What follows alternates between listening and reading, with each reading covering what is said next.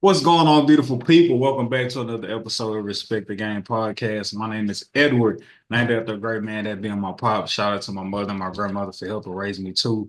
Please make sure you go follow at Emacs Stats for all your up-to-date high school, pro, and collegiate sports coverage. We'll not disappoint. We'll keep you up to date on all that is going on in the sports world. This is gonna be a great jam-packed episode for y'all.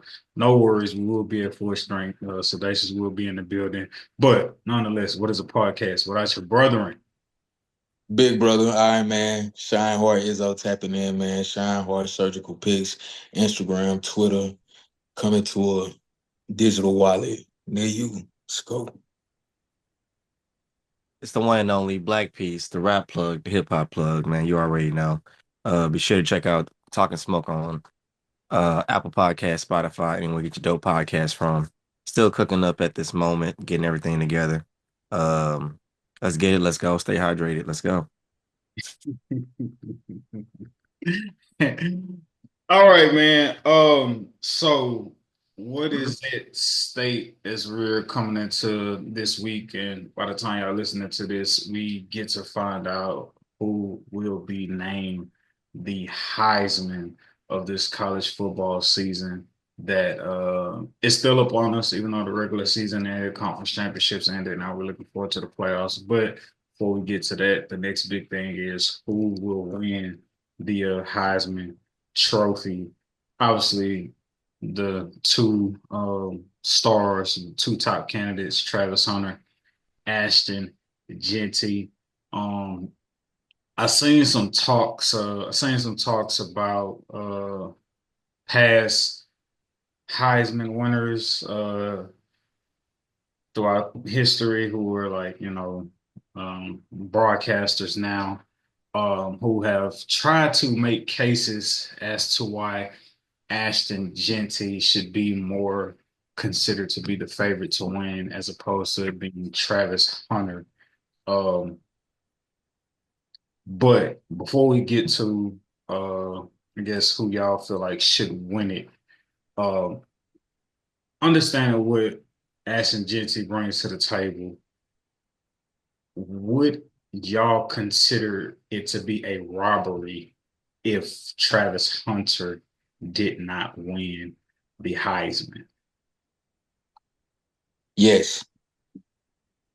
Ah, And I'll tell you why. The precedent says Travis Hunter should win the Heisman if you look back at elite two-way players back then, i.e. Charles Woodson is the first one that probably comes to your mind. But if you look on the other side of that, if you look at running backs collegiately who have gone over 2,000 yards, who have led their conference in rushing, those pillars of a running back, although great heroic feats, those seasons were not accompanied by Heisman trophies. And again, when Barry Sanders did it, I don't believe Barry won the Heisman. When Melvin Gordon did it, I don't believe he won the Heisman. So there's been precedent throughout history, and there's a few others on that list that have scratched 2,000 yards, but again, they have yet to, you know, attain the mantle of the Heisman Award. So what Travis Hunter did is spectacular. Leading the Big 12 in picks, and then not only that, have over 1,000 yards receiving while playing 100% of the snaps in every game. Believe he missed a game or two this year, which is really impressive, considering the snap count. Relatively durable for all the snap counts that he did get. You're just gonna be hard pressed to not give it to a guy that again eclipsed 1,000 yards receiving, also while having four interceptions on top of that.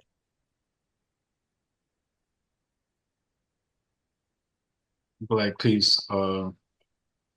Is it a robbery if Travis Hunter does not get this award? And I also want to mention right now he's minus 4,000 uh as a favorite to win the award. Oh wow. No, I think it's the perfect competition, in my opinion. If anybody was to compete against Travis Hunter, I think since last year everybody had him as the Heisman winner. That's a great Um, question. So I just kind of feel like it was like the perfect storm for him to have competition with. I don't think there was going to be no quarterback. I don't think there's going to be any other position that'll be able to compete with Travis Hunter other than Ashton Genty. I root for Ashton Genty. I would love to see him win it, but due to the productivity that Travis Hunter's been able to produce on both sides and just basically be able to not be exposed at any point throughout his college history.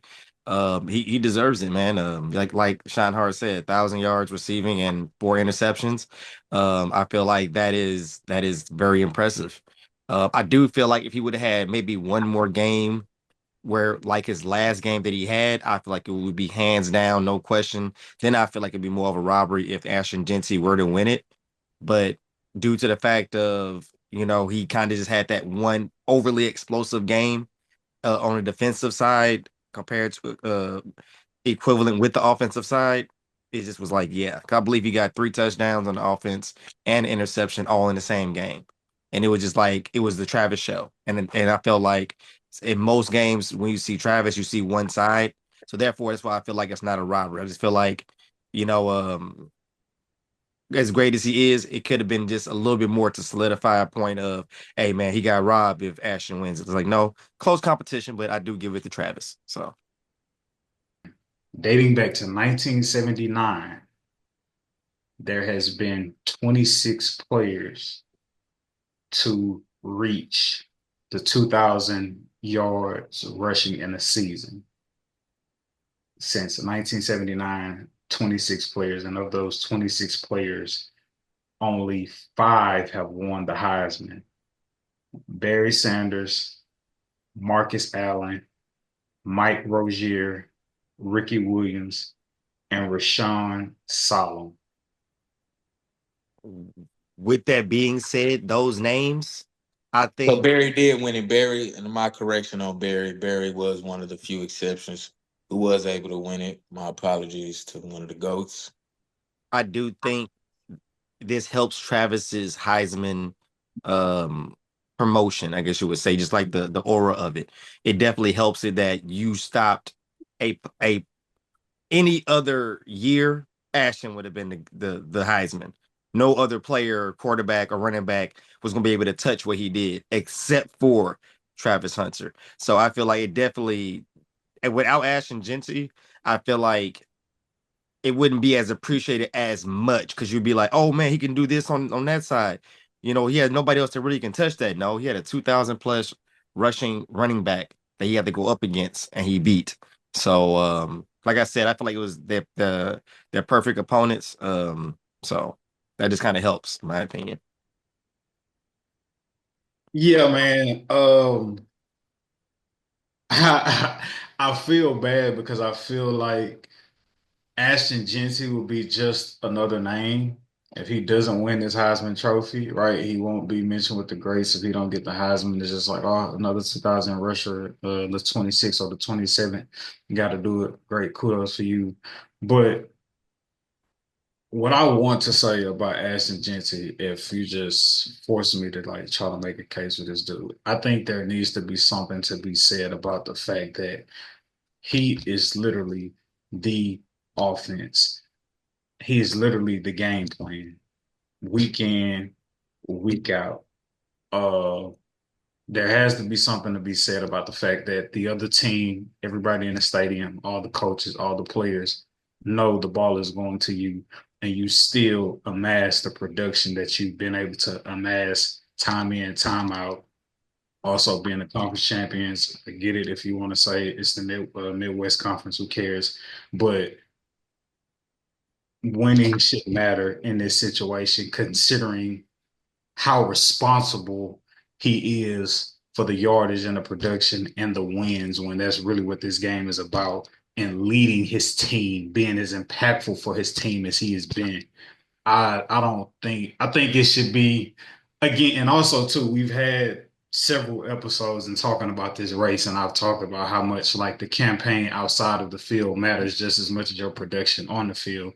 And me feeling like that's one reason that Travis edges out against Ashton Genty and just like the notoriety of Coach Prime in Colorado versus a Boise State, that's not coming on. Well, I wouldn't even say that's not coming on to 10 because Colorado, the Buffs, them being like, in that Midwest, Denver, Colorado, they coming on late too. But it's like, do we watch Prime, Shador, and Travis, or do we just watch Ashton Genty, who's, I guess relatively quiet and you know what I'm saying? Like all this stuff that Travis do with the streaming with Kai and so on and so forth, all that stuff matters in terms of like staying in people's face and making a case for yourself and being likable, right, and so on and so forth.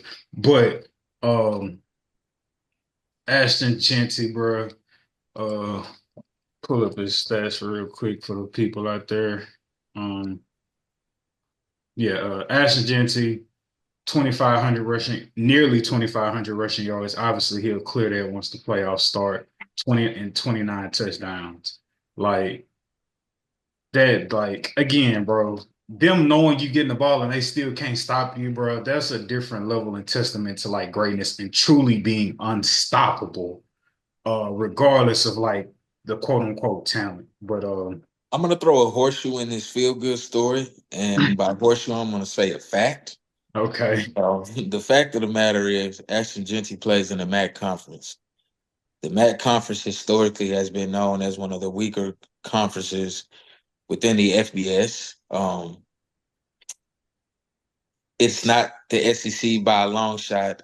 I don't even believe it's the Big 12 conference. With that being said, the numbers are what the numbers are. And the case I will give you, though, however, is because due to the climate and the landscape of college football currently, i.e., the transfer portal and just the mobility altogether of the athlete now, you have the most talent dispersed across the nation as it's ever been since as far back as I can remember. Um, so that's the only thing I would say to that. The talent, I believe, has increased amongst conferences nationwide. The MAC, the SEC, the ACC alike. You can see talent everywhere again due to the portal and just the NIL and the mobility of the student athlete to in today's day and age. But again, being in the MAC conference, notoriously, again, that competition is a little lower. So that's the only thing that he really has working against him because somebody is going to say, hey, if he played for A&M, if he played for Auburn, if he played for Alabama, would he still have 2,500 yards? Right. I understand that point, but I would continue to try to plead his case and to combat the like, yo, you playing a weak conference. Like we need to see it against top tier teams. Playing against the number one team in the country, he goes for 190 yards and 3 touchdowns, and that being against Oregon. And I think that by itself should be valid enough to say, like, what I'm doing against these lesser schools, I'm also doing against the number one team in the country. And with all due respect to Oregon, again, Yeah. again, the CF the CFP rankings have been a hot topic of conversation and discourse with rebuttals on who should be in the top five and who shouldn't, just based on strength of schedule. And I believe Nick Saban made a great argument this past week in regards to it.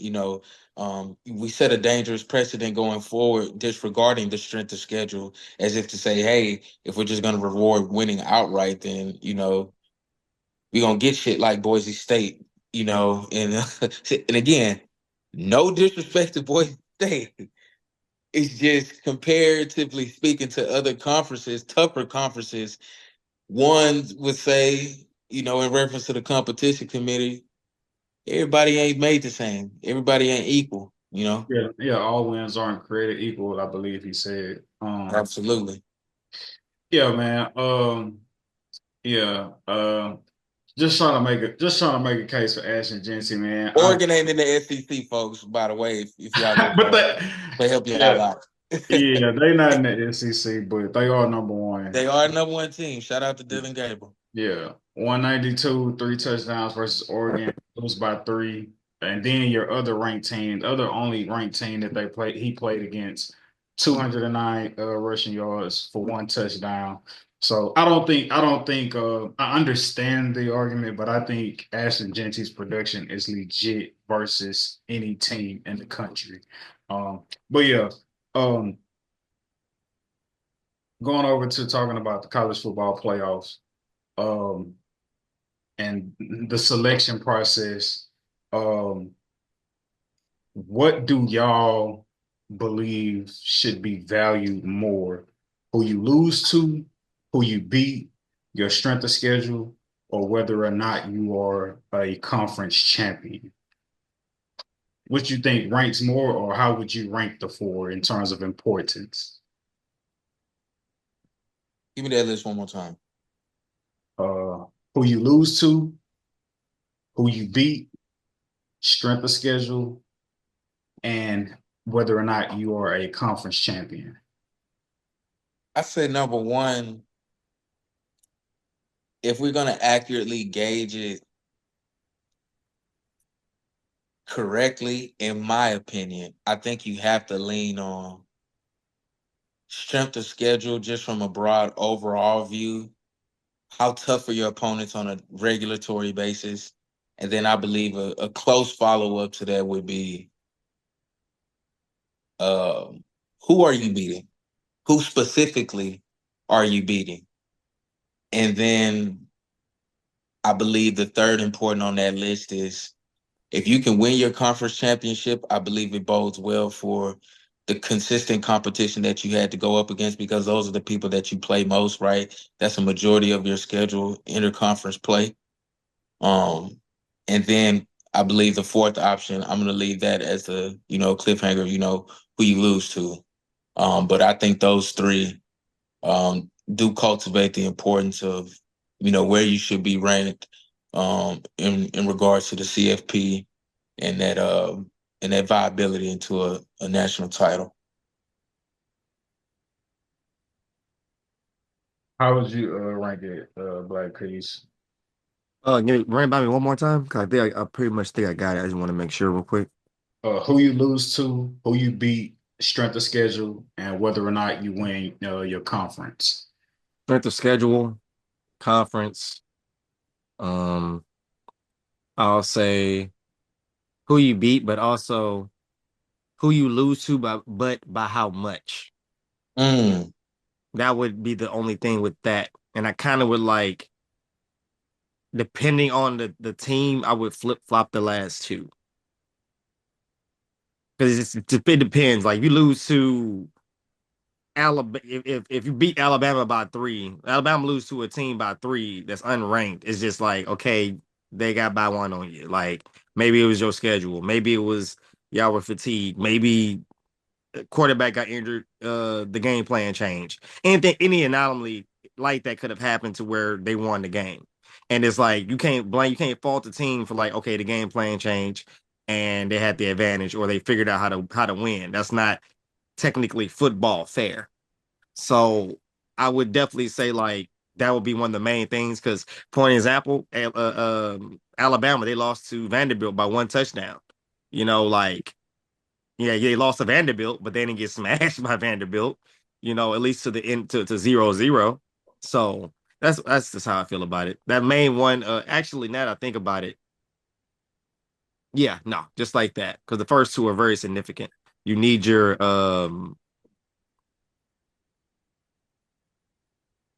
need to be able to for number two, you need to be top rank in your conference. Like you can't just be any. That's number one. That makes sure that you're pulling the best team out of your conference. So that has to be one of the top things you need. Um, and I forgot the first one. I do apologize because I was so heavily on the first Uh, two. who you lose to, who you beat, strength of schedule, and Strength of conference schedule. champion. Strength of schedule definitely matters. I can't think of nobody but TCU and in the certain positions they were in and how they kind of like struggled all year about let us in, let us in, let us be number one, let us be number one. And once they got to Georgia, they got overly exposed and even to this day their draft picks and their top players are semi struggling in the NFL. Like Quentin Johnston, his rookie year was horrible and this year is better, but it's if you would say it's nowhere near what it was supposed to be the way they promoted it.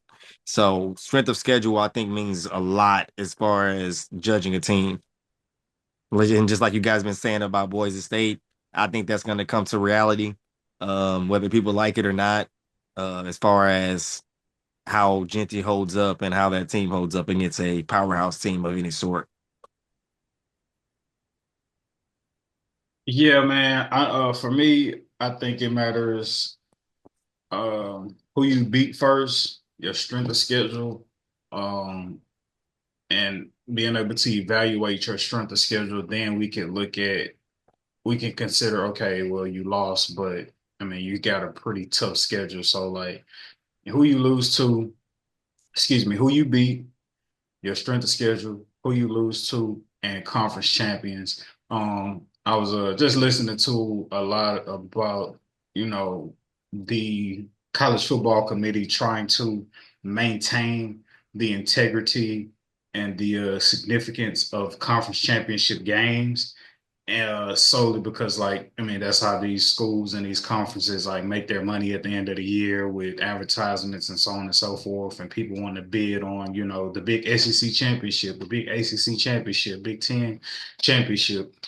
And it's like if you start to not value it as much, it loses its luster and so on and so forth, and its popularity. But what significance should a conference championship have if you deem any particular conference any given year to be a weak conference? Do it really matter that you a champion of a trash conference, a subpar mediocre conference? And so I think but again, if you do away with the conference championships and its significance, then teams are like, do I really care to play in a championship? And then you got to deal with the politics of the money that's surrounded around the conference championship. Me personally, if just because your conference is trash and you just so happen to catch a rhythm at the right time and you came up on and you happen to win a conference championship, but you was really subpar mediocre all year, I don't think that should give you a bid into the college football playoffs, especially if you had a weak strength of schedule and you ain't beat nobody. You just stumbled your way to the conference championship. Um, so I'm not for trying to put the conference championship on like this high pedestal, because it's like with the conference championship, it's like they want it to matter if you win, but they don't want it to matter if you lose. And so it's just like, what are we doing with this conference championship here?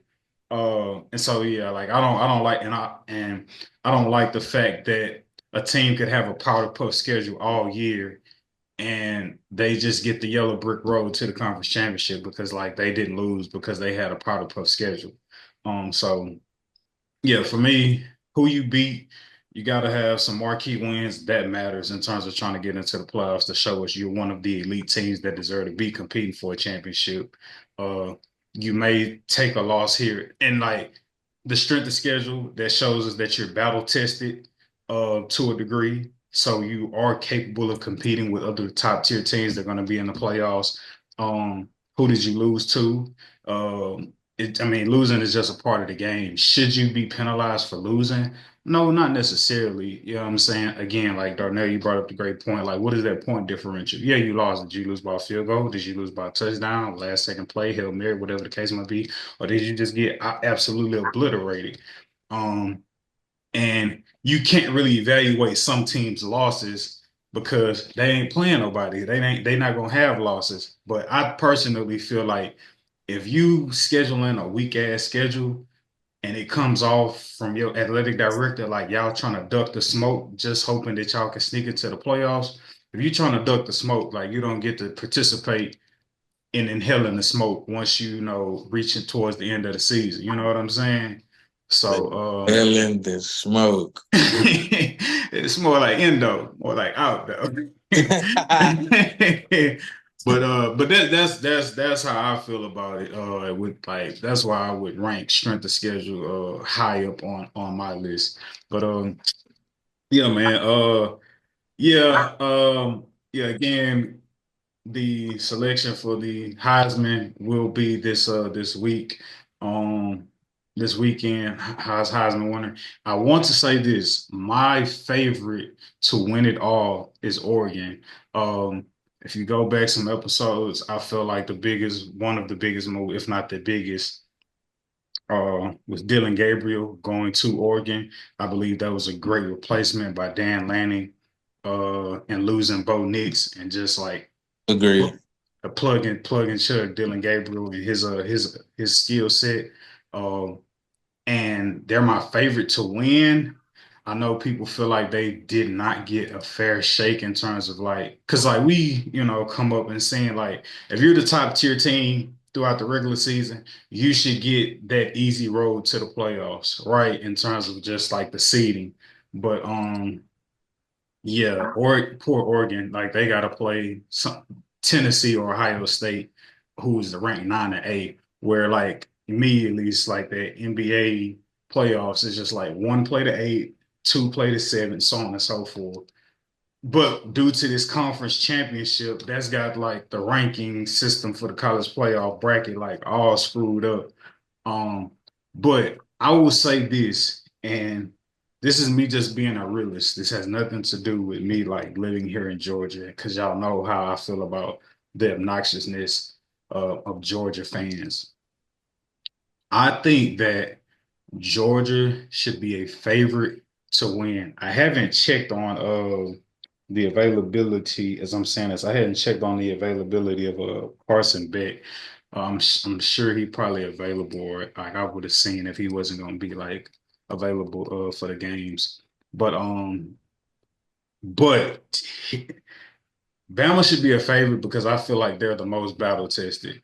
They've been able to beat Texas twice, and that what was that last game that they just had? Who was that they was playing against? Where they had like a 7 overtimes. What was that, Georgia? That was the Georgia SEC championship game. That was the Texas game. I thought it was before that. Tech, not the Tech game, was it? Tech. It was the Tech game. It was the Tech game. Eight. Oh, I said 7, 8 overtime. Yeah, that was the Georgia Tech game. Black Piece. Yeah, I feel like Georgia is the most battle tested. Beating Texas twice. You pulling out the 8 overtime victory against Georgia Tech. Um, and you doing this with Carson Beck being injured to pull out that win versus Texas. Yeah, that's not the greatest look, Steve Sarkisian, Quinn Ewers. And even in that Bama loss, for them to come back the way they did after trailing by so much in the first half, I feel like Georgia is the most battle-tested team uh, coming into this playoff stretch, to the point where you add on all of their experience from past years. I think they're the most capable of beating anybody and being able to have any situation thrown at them. So outside of them, I would call them my dark horse, but I would deem Oregon to be my favorite to win and Georgia to be the dark horse. I believe they have to go through one another to get there. I don't like Georgia at all, my brother. I got to say that, man. I am not a fan of Carson Beck. That's why you're laughing. Yeah, Carson He is Beck is garbage. better. He's absolute garbage. I've said that before the season. I do apologize to the pod for not putting it on record, but the man is garbage. Garbage truck. He, He should have left last year when he was projected to go first round as a top 3 pick. But now, yeah, brother, you're lucky if you even get picked. You're lucky yeah. if you're a fourth or fifth rounder. I'm talking about lucky. Like it's the thing of their system quarterbacks, and I always make everybody always talks about system quarterbacks, but you play for Georgia. You play for one of the ultimate systems, so where you need to strike while the iron is at its highest. You don't try to overly max it out. You try to take out like, oh, I got a couple championships. All right, let me get out. Top, like you said, projected top 3. Let me get out of here. You don't try to overdo it, because at the end of the day, it's not you that's making that team amazing. It's that system and the ability and the players that are a part of that system. As soon as they got rid of their tight end, who's doing an awesome job in the NFL, Mr. Brock Bowers. Brock Bowers. Yeah, things start getting a little bit more harder for you, player. Things start a little more difficult, and things didn't come to you as easy as they were. Granted, he did, like you said, he's been battle tested. He's, managed to pull himself up out the dirt a lot. But I feel like, that was a regular season, my brother. Like now the lights are on. Like I'm not sure if you're ready to be able to go through this gauntlet of teams that, like you said, have a little bit more spread talent than the past years. Granted, Georgia is still that powerhouse playbook and drawn up team, but they have definitely are not they're not that force they used to be in the last couple of years. I will say that. Yeah, man. Georgia don't have to go through Oregon or vice versa to get to the championship. They could both actually go up against each other to win it all. So I got Oregon winning the championship. And I got Georgia being the dark horse to win it if Oregon happens to get knocked out. Georgia, they play the winner out of Indiana, Notre Dame. I got Georgia beat either one of those teams. Um, Penn State, SMU has to play the winner out of Boise State. Tennessee, Ohio State, out of those two, they have to play Oregon. Clemson, Texas has to play Arizona State. And I like Oregon to handle up their side of the bracket, and as well as Georgia. Give me Georgia, Oregon in the championship, man. Um, yeah. Uh, Crossing over to the NBA. Uh, should the Laker fans be panicking?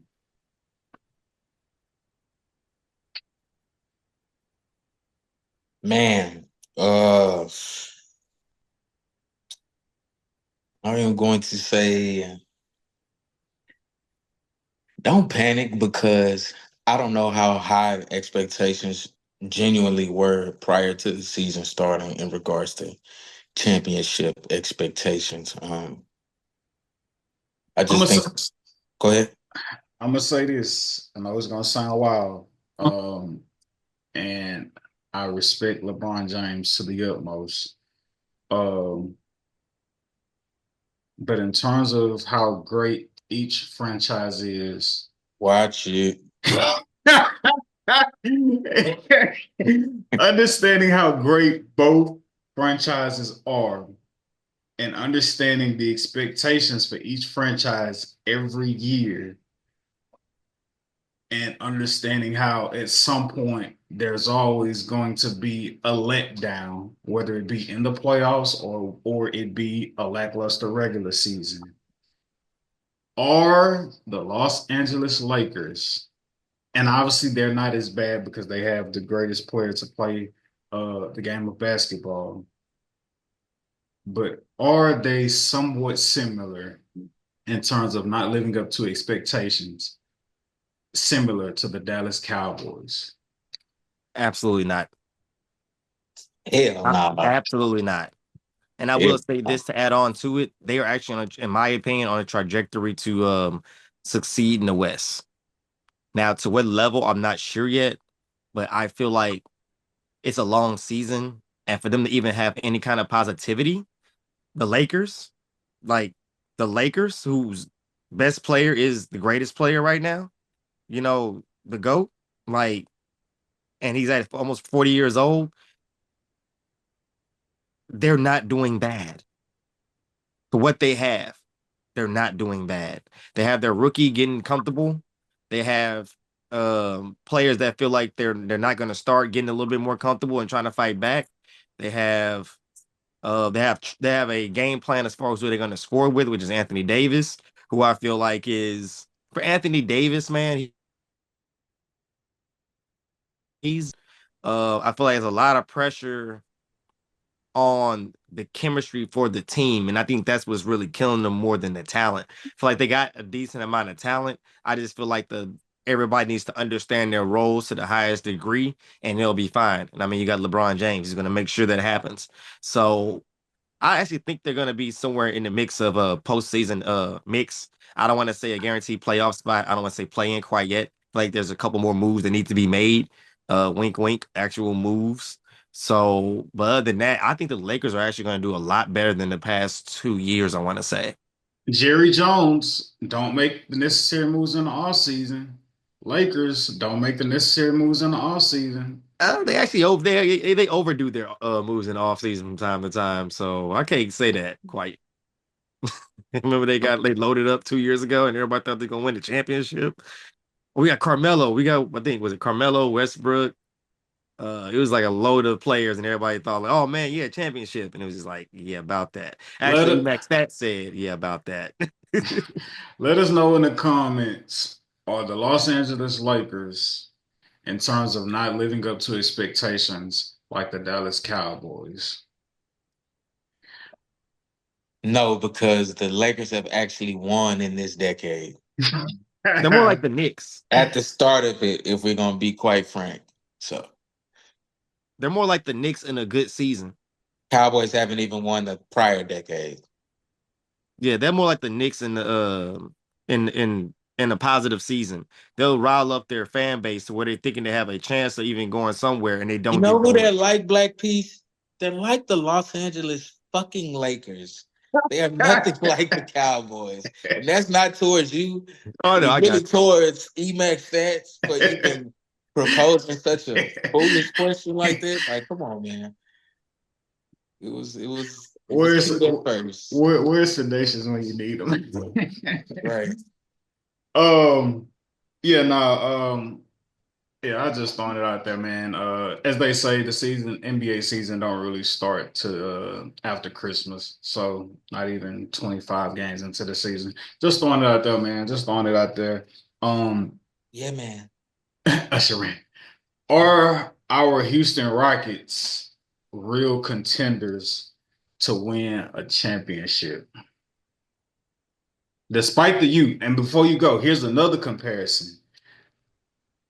Is Ime Udoka not cultivating a culture and the type of talent he had, like he had in Boston? no. The skill set is not quite there yet, and the consistency isn't there of of production, Yeah. i.e., Green.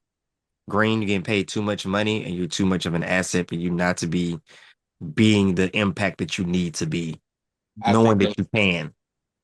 he's not getting paid too much money. 3 years, 100 some million is actually a bargain. Off a rookie extension? Because if Off he a could, rookie extension is definitely a Put me bargain. on. I'll say this, due to our offensive system, our offense does not run through Jalen Green. So for Jalen Green to still be a 20-point per game scorer, Alperen Sengun is the vocal point on our offense in which it flows.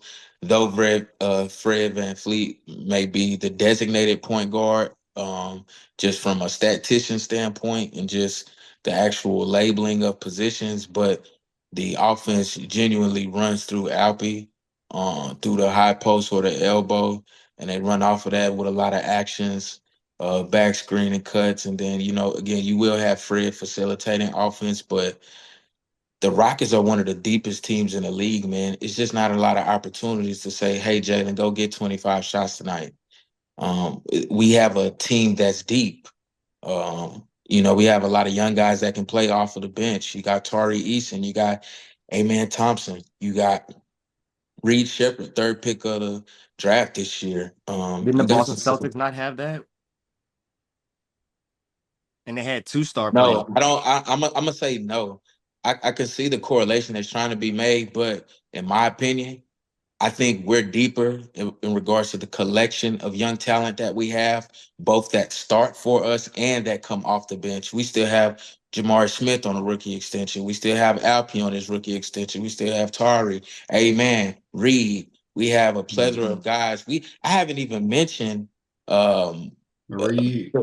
no, I did mention Reed Whitmore. Shepard, but Oh, I'm you saying I said haven't mentioned Cam Whitmore, who's definitely an energizer scorer off the bench who hasn't really honed his skill yet, just due to the fact of being so young. And again, you own a team where it's really hard to get minutes, bro, because again, from top to bottom, 1 through 15, we're a very deep team, man. With So that being said, is it it may be inevitable too for us to much go talent. make We that may have trade? to move some people out of the door just so they could blossom and take flight, right? I hate to say that. I do love our young core, but It's you know, inevitable at this point. it Correct is me if I'm wrong. inevitable. But to answer Emac's question in regards to can we compete this year for sure for a championship? I'm gonna say yes. Throughout the first 20 games, you saw that they were number one in the West. 16 Um, and 8 currently, only two and a time half for games back from number one seed, that being OKC. Yeah. so number two in the West currently. I think we have a shot to compete, man. I think next year will be a more genuine shot to actually legitimately win it all because I do see the East being a huge hurdle, with Boston still being a huge threat, with the Knicks still hanging around. You still have the Bucks trying to figure things out, winning, I believe, 11 of their last 12. Um, So but are we competitors or contenders? I Mm, believe competitor and contenders are one and the same. They're synonymous A adjectives. contender says you are gonna be a top four possible championship, Eastern Conference, Western Conference. well, Competitor means they three seed. you can stumble yourself in there like the Pacers did. Like you may not be guaranteed to I don't do think it, we're but you ready can to. stumble across into it. I don't think we're going to be ready this year because we just haven't been in enough situations to where I think where we're going to know how to play winning ball at the end of games. And And because we're so deep, So I don't know competitors. how that pecking order is going to be when possessions get few and tight. Who is going to be our go-to guy to go get us a bucket in clutch situations? How is that offense going to run? That takes some bumping your head and some getting used to and just some trial and error, that which we don't have because we haven't really been in the playoffs like that. But I believe once we do make the playoffs this year and we bump our head, I think next year we'll be in a really prime position to compete. yeah, I say a little further than yeah. I see us being the Western Conference A prime Pacers. position to compete, not win the championship, but I'm talking about compete as in make it to the second round of the playoffs and be fighting to make the Western Conference Finals. In my opinion, that's pretty much what a competitor is. Like competitor, contender, competitor. You like I said, you're fighting. You're not a run over team. You're not going to be smashed over. You're going to put up a good fight. Possibly even stumble across into the conference championship. But a contender is no. You're supposed to make it. There's no question about it. You're supposed to be in that championship, possible finals. So I don't think, like you said, pretty much competitors this year, contenders next year if everything goes correlated and everything goes right. I don't agree with the competitor narrative as it relates to comparing it to the Indiana Pacers. Uh, Simply because if I'm not mistaken, I feel like the Pacers was still like a play-in team, but I could be wrong, but I think they had to be in the playoff team because their defense was horrible. But I got you. I got you. But I would say more of the idea of getting into the fact of like we never expect you to be here, but we know you got a decent amount of fight in you. Like they we're not barely calling you got all the way in. out, The but we know like Pacers, strap your boots up. We playing this team. the Pacers barely got in last year. They were actually a six seed. Oh yeah, But horrible example, guys. My apologies. yeah, but like no, to everything y'all saying, do I think we're gonna win it this year? No.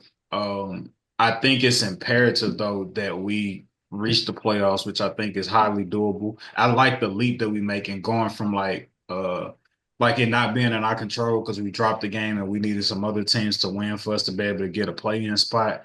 For us to be in that position now, and then that right now being a three seed, being tied with the two seed or whatever.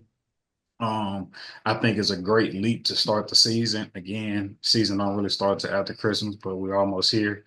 Um, I would really want us to make as deep of a playoff run as we possibly can because as you see oftentimes with young teams, they just burn out deep into the playoffs because they're not used to like playing that long after the season. It's just like they got to get acclimated to playoff toughness and like you 1, 2, 3 Cancun in April and you look up and you still in the playoffs. It's game six in elimination, and you typically would be in Mexico somewhere, but like you're in a game six on the road trying to figure out like, all right, trying to force your body to be like, all right, we still got to continue playing at a high level.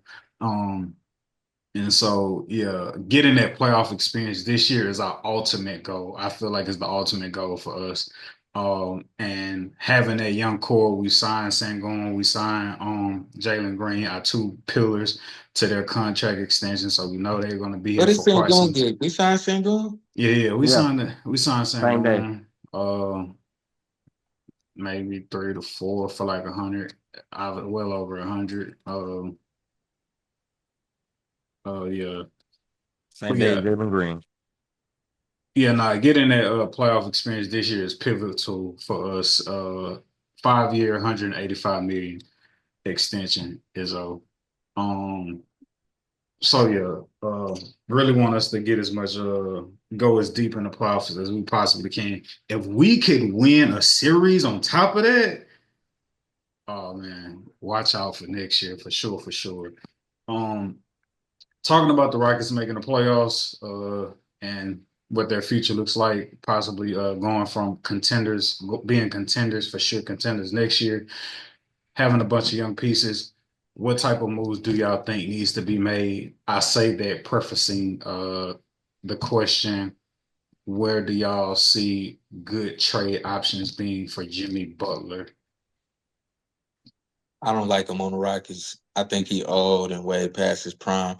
But the Rockets are so good for doing that, going to go get all stars on the back end of their prime. I just pray we don't sacrifice any young pieces to go bring in a 34-year-old Jimmy Butler, who, by the way, his 34 ain't the same 34 as LeBron's Oh, 34, you're about to say Yeah. that too. No, no, And no, no. Kevin We and don't the see no Durant's thing Butler. about 34. and as a GM, bro, you gotta be careful dealing with these dudes who looking for their last big payday of Come their on, career. Like you come have to on. be careful with that. You know what I'm He saying? And definitely got that written all over his face. yeah, Pat Riley basically, in so many words saying like we off, buddy, we're moving on from him, right?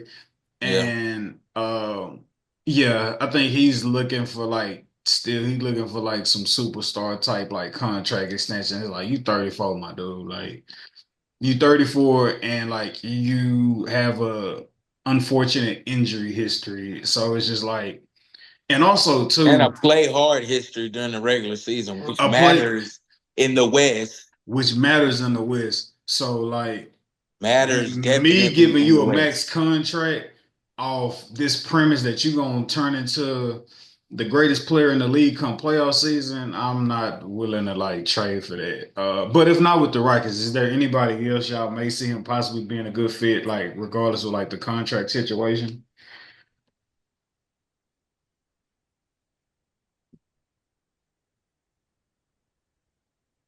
Let us know in the comments if you have a good landing spot for Jimmy Butler, You know what? because I don't. You know what?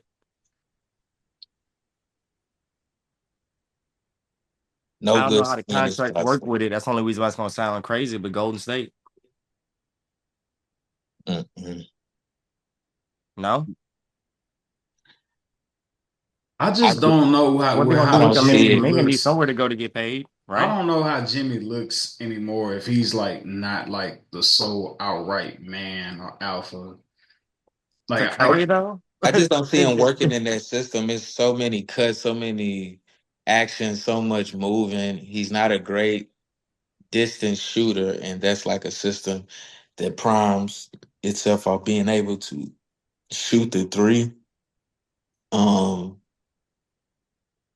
I'm really more of a looking at to kind of like be more of a 50-50 thing, kind of get that open contracts or expensive contracts off their hands from or the possibilities from Kaminga and try to ease up some space in there. 'Cause I believe that's one of the issues they have in Golden State is trying to figure out how to deal with his talent and deal with his payment. And it's like, why not go and get an older guy, pay him a decent amount for probably a shorter time because no one ain't got that much time left in him and just kind of has a little more seniority, a little bit more for sureness. You know what you're getting out of Jimmy rather than, trying to manage his budget and getting so much out of him. While you're getting the max out of Jimmy without having to like orchestrate a certain way to where it's like, okay, we're uh we're hiding your talent, or I guess you would say, or not using you to your highest capability just because we don't want to pay you. So that's how I'm looking at it. I'm like, get somebody older over there and just kind of like know what he's there to do. Like Jimmy's itching for a ring at that. Why not put him on a team that's has championship experience, I guess you would say. Not championship caliber right now quite yet, but championship experience. Um, are y'all surprised by Jared McCain's impact for the 76ers coming into the league, being a favorite? Probably if you had to choose today for rookie of the year. Very much so surprised as it at his impact. How polished he's looked offensively coming in. Is that pun or no pun intended? Polish. That actually was very subconscious. I wasn't even trying to do that. I should have taken credit, but you know, he's been a very welcome surprise. I believe even to the Sixers, they won't come out and say that, but I don't believe they thought he'd be this good, this fast. So not sure if he's leading rookie of the year talks, which from a numbers perspective, he probably is. I Yeah, definitely want to say he is. averaging 15 points right now, 2 rebounds, 2 assists. But, he's had games where it's just like, oh, 29, oh, 30. Yeah, he had a Oh, stretch where he had 20 plus in like, 5, 6 straight games. So he's yeah. For obviously due the to injury, but he's been making the most of his opportunity for sure. month of December, he averaged 19 points the month of December. And yeah, so far December, he averaging 14. So um You mean November he was averaging 19? yes, yeah, November he was averaging 19. 1, 2, 3, 4, 5, 6, 7, and he had a 7 game stretch of 20 plus points. Oh yeah, no, definitely a surprise for me. Obviously, like you look at how much he, isn't the rah macho man Randy Savage toughness or whatever. He paints his nails, he does his TikTok dances and all of that type of stuff. And you would judge a book by cover. It's like, oh, but he's soft. Like, what is he doing in the league? But you know what I'm saying? He's proven to be very polished with his game as well as his nails. Um, so shout out to Jerry McCain, man, for making the most of his opportunity, especially with the injuries with the 76ers. Embiid, obviously, Paul George, you know what I'm saying, making the most of your opportunities, getting those minutes, especially when it looks like the Sixers could be dwelling upon a place of tanking or blowing up the team and starting to build around McCain and Tyrese Maxey. Building or blowing up the team sounds crazy after the extensions they gave Embiid and just signing Paul George. But nonetheless, shout out to Speaking of a superstar trying to get that last contract and big payday, Sixers, you got screwed, bro. oh You yeah. got screwed. Daryl Morey, that's what you get. I believe they're last in the East as well. A horrid team. Poor excuse. No Yeah, excuse. Paul George is 34. Guess how old Jimmy Butler is too? 34. Paul George may have more podcasts than wins this year in the season. Do y'all think Kobe Bean Bryant would have did a podcast during the season? No. Next question. What? What? Oh, man. Come on, man. Cole would not approve of this, man. You got to put the work first. Nah, real rap. Your real job, your first job. Black Peace, we'll wait on you as we call you before the jury for some salacious comments you had to start this season that have been proven out to not be so far you've been proven to be wrong. And yeah, the jury has to bring it to the forefront.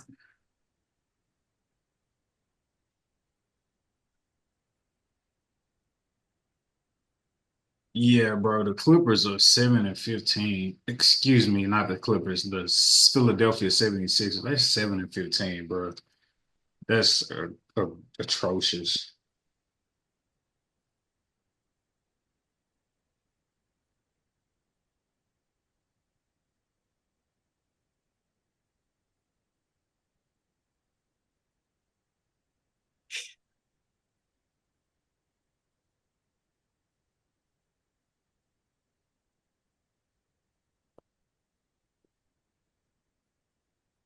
There he goes. All right, I'm gonna play this for y'all, beautiful people. All right, hold on. We're gonna play this.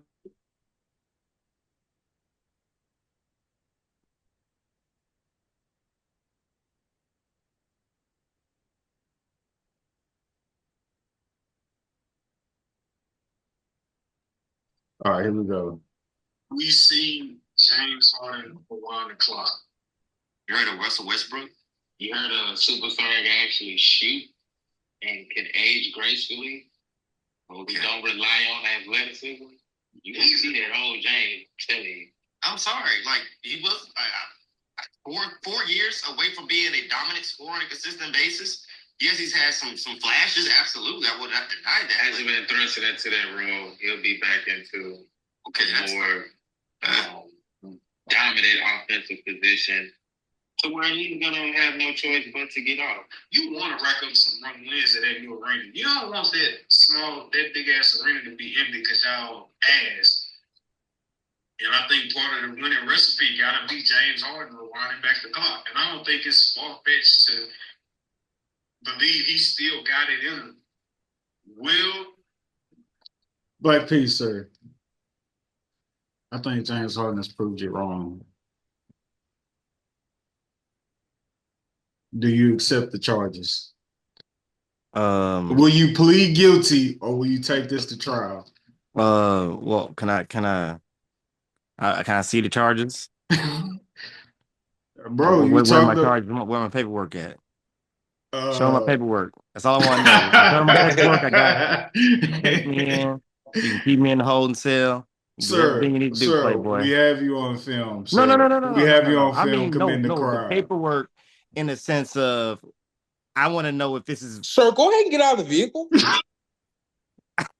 Oh, show me the paperwork. Show me his stat line. That's all I want to know, and I'll let you know if I feel subject enough. Because sir, can you stop talking back, please? Yeah,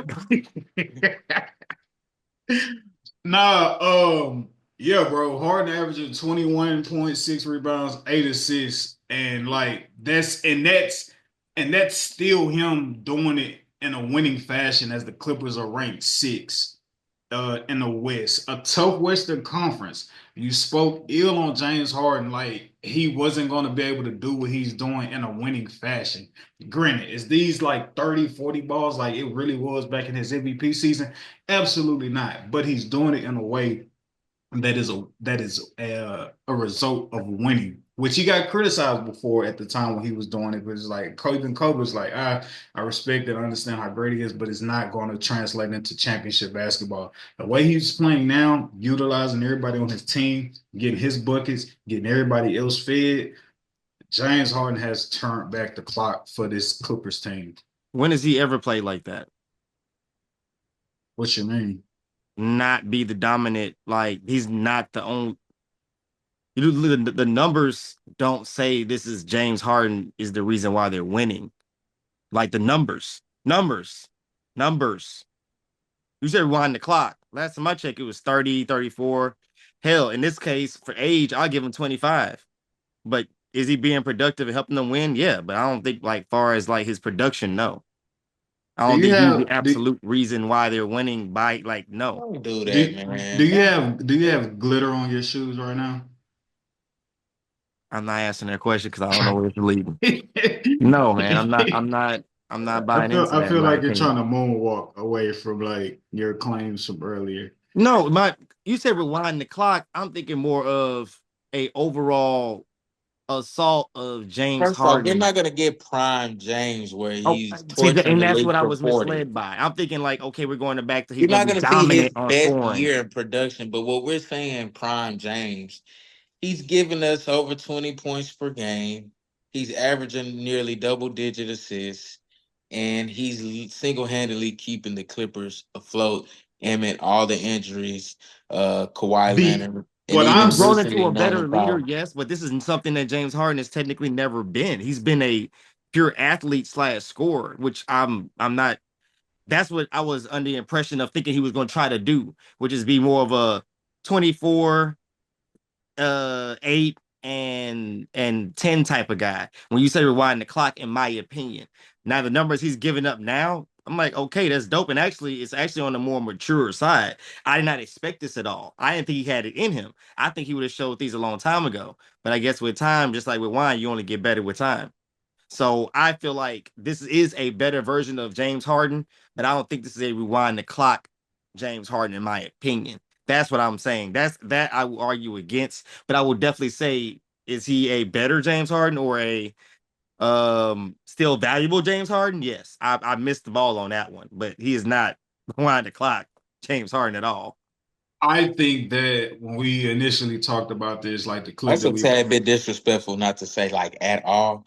You can say he ain't prime James, but I No, to a believe I certain just extent, think this I is don't the think there you're is a biggest. respecting the lot of his game, bro. age This and what I is just he's don't think you're what he's respecting the expected to game. do. Yes, but just to say like, oh, he's about to go back. I'm like, I need a little more time to just give him a little bit more prime and rewind the clock. This is I'm respecting him. I just don't give him old James. Like old James was unstoppable by any way, shape, or form. Everybody knew that, especially regular I season. want to say something, but say what you were saying again, Izzo, before we all start talking. I think you had it was a good sound bite for the edit. So just say whatever you was like already saying the Black Piece. I understand James Harden is not the prime James Harden of old, but Black Peace, I am charging you with not respecting the game, man. You gotta respect the game at this stage and age of his career. He said it at the end of last year. I'm not a system player. I am a system, and he isn't wrong. Every single team that James Harden has been on, I want you to get this. James Harden has never not missed the playoffs ever in his career. He has never Cancuned on three. You might have caught him at the strip club or Travis Scott concert during the postseason. And that's raw because it's like more times than not, he's playing into the latter portion of the year every year. So he got to have a little fun at the, around the time everybody else started to have their fun. Has that consequently, I know we're getting away from the point, but the point is James has been good this year. James has been really good this year. Has he been prime James? No, I wasn't expecting him to average 30. What I No, I was said at least expecting 26. was him to be 20 plus points per game, which he is, and averaging around 10 plus assists, which I think he's just a hair under that. But with Norman Powell back in the lineup, you'll see his assist jump up from, I believe, like 8.9 to where it is right now. You'll see that up into 10, around 10.5, 10.6, as the season progresses. But, I mean, a guy that's still giving you 20 and 10 is still viable, very valuable, max contract worthy in the league. I mean, I'm not saying he's not being valuable. I just feel like he's morphed into something that me personally I'm not used to seeing. Because with James Harden, you don't think about yeah, he can rebound, he can assist, but that's not what you get him for. You get him to score. Now he's found ways to actually be a more of a winning force, in my opinion. And I like I said, was and that's more of the argument that I'm more arguing against is like he's not the old James Harden. He's a new, more mature James Harden that I've actually getting a little more respect for. I think he's a older remix James Harden, right? 1,000%. So I'll give you that.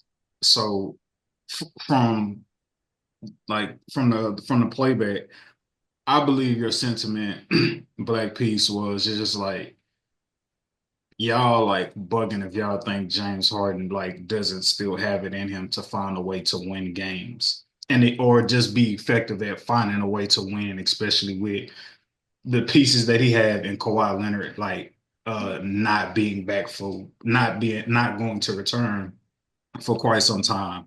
I feel like that was your overall sentiment of what you were saying, and the reason we the people of respect or charging you with not respecting James Harden is is simply because I would even say But Sean Hart said it. He has never missed the playoffs, which would suggest that though he's never been able to win the creme de la creme that a lot of great players haven't been able to win, and that being a championship, to never have missed the playoffs is a testament to one would say winning. I mean, Yeah, you would how have much to you be. elevate every situation that you go into to where no matter what, you guys are a playoff caliber team that is, whether you're in the conference finals or you fall short, your team is in it every year, right? And with you being at the helm, right? So like that accounts for Exactly. something. And I would say just how MVP James Harden impacted winning, though the numbers aren't as astronomical, I would even argue the impact of winning is still MVP like for his team compared to when he was actually the MVP. You take away James Harden, they're not six in the West, they're probably well below a 500 team. And I don't think what James Harden is doing is a fluke. I believe what James Harden is doing is what me and Sean Hall was projecting him to be able to do. Um, and obviously, like, let's not get caught up in like whether it's 40, 50 every other night or he's flirting with a 30 ball like what Shea was doing last year. Like, let's not get it caught up in the semantics of that and pay attention to the end result, which is he is affecting winning just like he did in his MVP season. I don't think anybody could say without James Harden, the Clippers would still be who they are. And that is what the the district attorneys are pinning up against you with these charges that you take into trial. And it's not looking good for you, buddy. And the plea is off the table at this point. My Uh, my my closing statement. You feel want to stick on Okay, that? my My closing closing statement. argument. Do you feel like? Because my thing is, old James Harden or prime James Harden. Do you feel like he's played this style of basketball at any point of his career where I've only he's not taking over the games. The ISOs are very rare, and it seems like he's being more of a Chris Paul rollish guy. I don't think he's being nowhere near Chris Paul Rollish guy. Like rollish, not obviously not Chris Paul, but like just kind of like I think he's played this role. I think this role that he has now is being more refined. I would like to say I believe this role he played back in his younger days when he had KD and Westbrook behind on his side, and he was coming off the bench, having to be that offensive spark, scoring wise, off the bench, but also be able to be in the mix with Westbrook and KD and be a facilitator. I think what he's doing now is glimpses of that back in his younger days. You was Um, something else tonight, man. and so, oh, okay, all right.